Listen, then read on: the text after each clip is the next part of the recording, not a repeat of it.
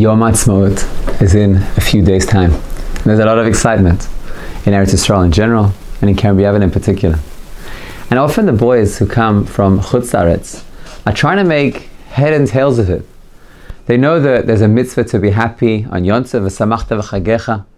And it seems like with the dancing and the meal and the davening of the kotel that happens with Yom Haatsmaut and with Yom Yerushalayim, it seems like the joy goes beyond all boundaries. And they ask themselves, is this more of a mitzvah than Pesach? Is this more of a mitzvah than Shavuos and Sukkot?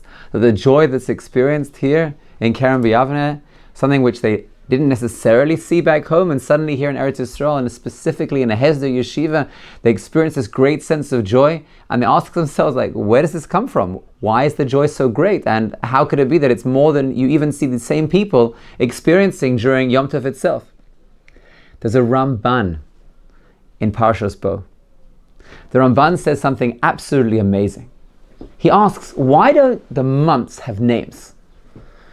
In the Torah it says, Yom Chodesh Harishon, Chodesh Hashvi'i, Chodesh Hashlishi. It has numbers in the months. And the days also have Yom Harishon, Yom Echad, Yom Hashini, Yom Hashlishi. In Judaism, in the Torah, neither the days nor the months have names. They just have numbers. Now, why is that? So the Ramban says that there's a mitzvah d'oraisa of remembering Shabbos. Zachor et Yom HaShabbat lekadasho. How do you remember Shabbos? Says the Ramban. By saying Yom Sheni, Yom Shlishi, Yom Revi'i, numbers only have context when you identify, well, what are we counting from? Or what are we counting towards? Shabbos. And that way you're able to remember Shabbos every single day. Zachor et Yom HaShabbat lekadasho. By calling Wednesday Yom Revi'i. It doesn't have an independent name. Its name is only in the context of we're counting towards Shabbos, or we're counting from Shabbos. And that shows what our values are. Shabbos is the center of our week. The months as well. The Ramban points out that the first month, as far as the calendar is concerned, is actually not Nisan. The beginning of the year is from Tishrei.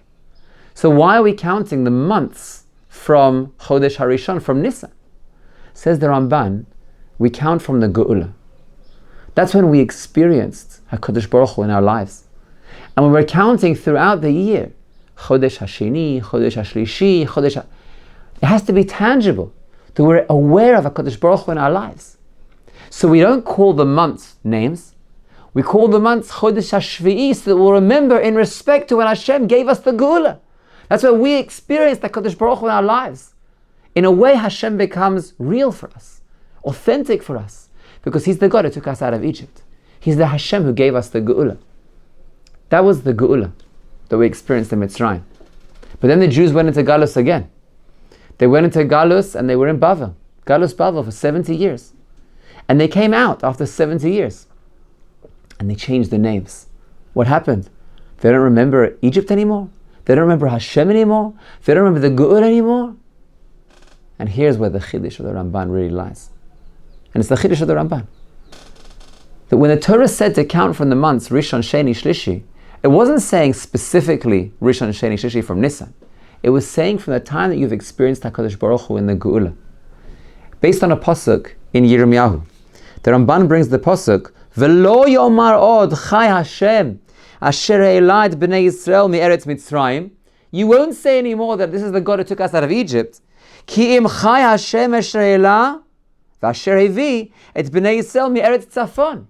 So you see, the way that we relate to Hashem is based on the Geula that we recently experienced. And therefore, the Jews were not transgressing, Chazal were not transgressing, when instead of calling the months Rishon, Sheni, and Shlishi, they changed to Nisan, Iyar, and Sivan, which were names of the non-Jews that we brought from Bavel. Why? Why did they use those names? In order to remember the Geula that took place. The Geula that took place in Bavel, Nisan, Iyar, Sivan. That's the place where the Geula took place from.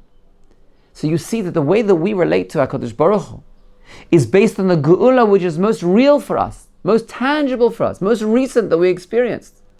Perhaps in the future when the Mashiach comes, we'll change the names of the months again. And the names of the months will be something which will represent the Geula that's taking place. The Geula that's taking place with the Mashiach's arrival.